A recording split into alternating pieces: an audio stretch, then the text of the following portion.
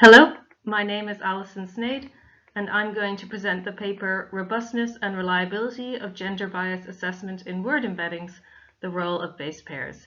This is joint work with Haiyang Zhang and Mark Stevenson, and we're all from the University of Sheffield. There has been a recent focus in the NLP community on identifying gender bias in word embeddings. However, bias is a complex concept, and attempting to quantify it is a non-trivial problem.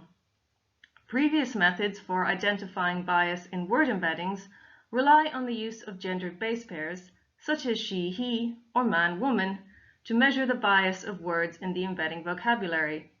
In this paper, we show that this practice has strong limitations.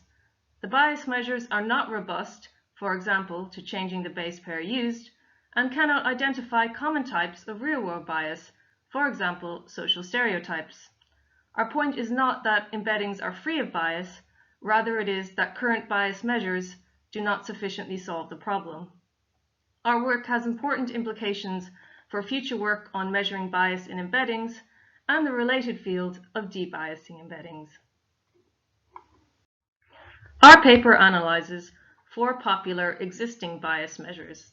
Each measure takes as input a vocabulary word W and a gender base pair XY, such as she, he, and returns a bias score for the word W. Although some of the measures can be defined for multiple base pairs, not all can, and so to allow for a fair comparison, we focus on the case of a single base pair. In this instance, direct bias by Bullock-Bassi et al. And word association by Kalaskan et al. Are both given by the dot product of W and X minus Y. The neighborhood bias metric, NBM, by Gonen and Goldberg, takes into account the number of male and female biased words in the neighborhood of W. These words are found using direct bias, and is computed as the number of female words minus the number of male words divided by the neighborhood size, which is set to 100. Lastly, relational inner product association, or RIPA, measures bias as the dot product of W with X minus Y divided by its length. In this paper, we aimed to evaluate the robustness of the 4 gender bias measures.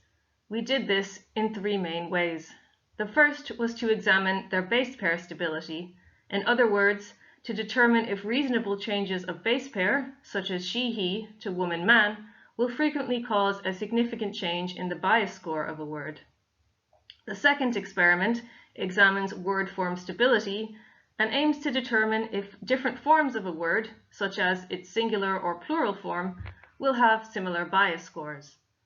The third is linguistic correspondence, and it aims to detect if the measures can predict the expected gender of linguistically gendered words, for example, certain animals or social stereotypes. We conducted our experiments on the 300-dimensional Google News word-to-vec embeddings by Mikolov et al. In addition, we considered 2 datasets that are standard in previous work on gender bias measures, namely a list of 320 professions, such as doctor and teacher, and a list of 10 gender base pairs, such as she, he, and man, woman. Finally, we introduced 2 new test sets. The first is derived from the BEM Sex Role Inventory, or BSRI, and consists of 27 traits for men, such as assertive, and 31 traits for women, such as compassionate, that are considered to be socially desirable. It should be noted that our use of these traits is not an endorsement of them as accurate or desirable, rather we use them as a dataset of common stereotypes. Last, we derived a set of 13 female-male animal pairs, such as hen-rooster, from Wikipedia. We evaluate the performance of the gender bias measures in 2 ways. The first is by analyzing the bias direction they assign, i.e., do they say that a word is male biased or female biased? Assignment of bias direction is viewed as an annotation task, and consistency between annotators, i.e., versions of bias measures, is evaluated using Cohen's kappa coefficient, or, in the case where there are more than 2 annotators, Fleiss's kappa coefficient. Both Cohen's kappa coefficient and Fleiss's kappa coefficient are standard measures of inter-annotator agreement. Both range from -1 to 1, where a higher score indicates a higher level of agreement and 0 indicates no agreement. Secondly, we consider the magnitude of the bias scores assigned. The bias measures do not inherently offer any way of determining what constitutes a problematic level of bias, and so we estimated the population mean and standard deviation for each bias measure, and then examined when bias scores changed by at least one standard deviation, for example, when changing from one base pair to another. Our first experiment, base pair stability, examined the effects of changing base pair on the bias scores of each word in the 320 professions. We found that both the bias direction assigned, i.e. male biased or female biased, and the magnitude of the bias score of a word strongly depend on which base pair is chosen. The table below shows the level of agreement between base pairs for each measure. Results range from 0.29 or fair to 0.45 or moderate. The second column, magnitude, shows the proportion of base pair changes which result in a significant change in the magnitude of the score, i.e. a change of more than one standard deviation. In all cases, at least 2/3 of base pair changes result in a significant magnitude change. The graph on the right shows the effect of changing base pairs on the bias score of the word professor for DBWA. Positive scores indicate a female bias and negative scores a male bias. Larger absolute values indicate higher levels of bias. The word professor can be seen in the blue line, and it can be seen that its bias scores go from female to male, back up to female, and then back down to male. The graph also shows the effects on the bias scores of the word professors, professor with a capital P, professor all uppercase. It can be seen that the scores for these words also differ notably from the scores of the word professor. As we will see on the next slide, this is very common. Our second experiment, word form stability, examined the effects of changing the form of a word on its bias scores. For example, the effects of changing the singular form of a word to its plural form, to its capitalized form, where the first letter is capitalized, and to its uppercase form, where all letters are uppercased.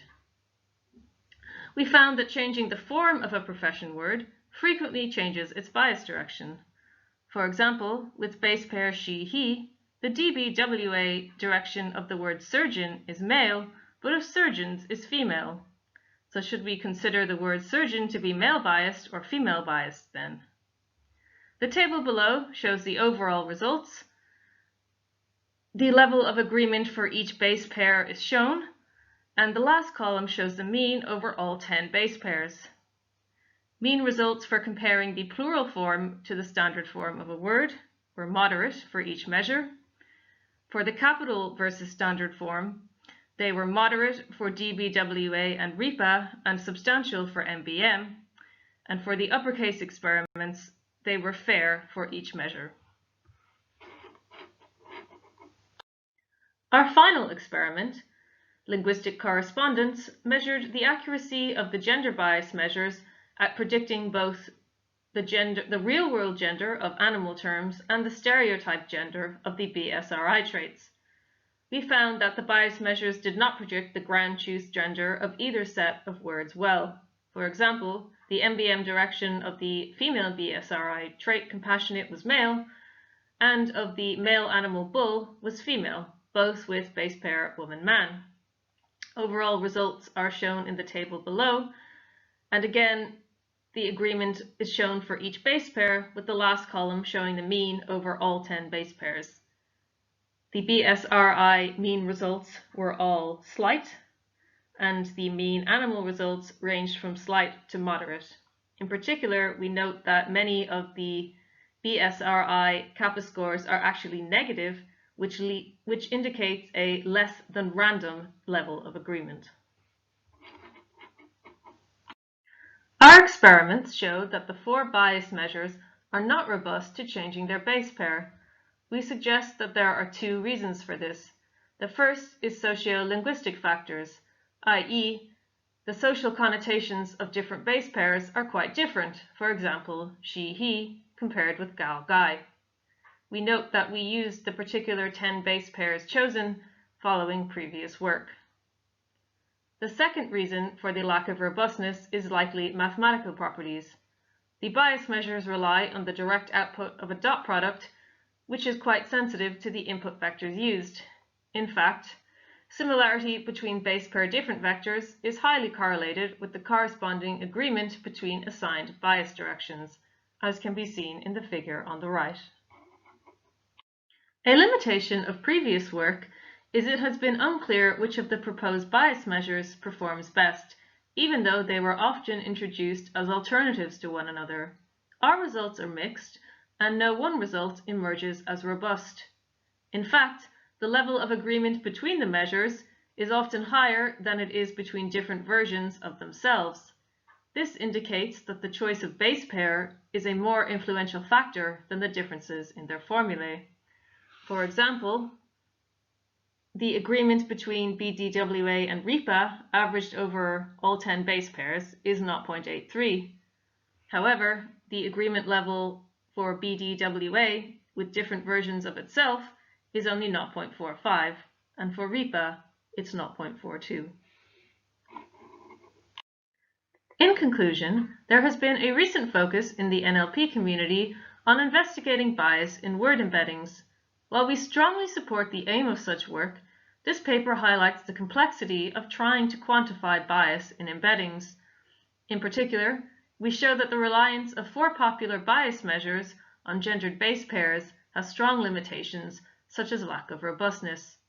Our analysis will inform future work on the design of more robust bias measures and on effective debiasing methods, both for work on gender bias and other forms of bias, such as racial bias. Thank you for your attention.